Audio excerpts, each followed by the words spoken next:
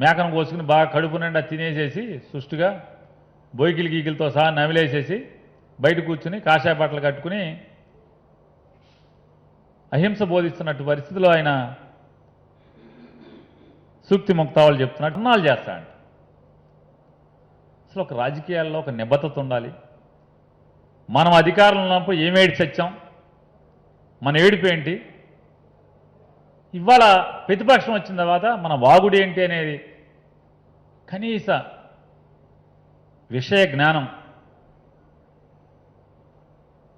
ఇంగితం, నిర్లజ్జగా యథేచ్ఛగా మనం ఏదనుకుంటే అది మాట్లాడచ్చు, ప్రజలు ఏమీ గుర్తుంచుకోరనేటువంటి తప్పుడు ఆలోచనలతో తగుదనమ్మా అని ధర్నాలు పెడతాడంట. సిగ్గు ఎగ్గు ఉండాలి కదా కనీసంగా.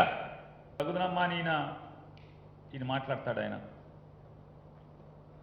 అంటే ఏమాత్రం ఈషన్ మాత్రం కూడా మనం ఉండగా ఏం చేశాం, మనం ఉన్న 5 ఏళ్ళు ఎంత ట్యాక్సులు వసూలు చేశాం, డీజిల్ మీద ఎంత ఉంది, పెట్రోల్ మీద ఎంత వేసాం, మనం సెస్ ఎంత వేసాం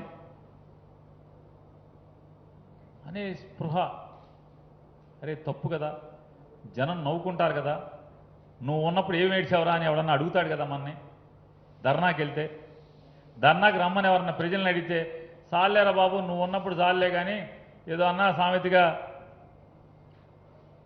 నువ్వు నీతులు చెప్పడం ఏంట్రా బాబు అని చెప్పని అంటారు కదా అనేటువంటి ఈషన్ మాత్రం విఘ్నత లేకపోవటం అనేది, ఆ భగవంతుడు వాళ్ళ సిగ్గుపెట్టకపోవటం అనేది మరి ఎట్లా వారి రాజకీయాలు ఎవరు నేర్పారో కానీ ఈ స్థాయిలో దిగజారి వారున్నప్పుడు మాత్రం ఇదే పనులు ఇదే సెస్సులు ఉన్నాయి. అప్పుడు మనకేం సిగ్గు అనిపించలా.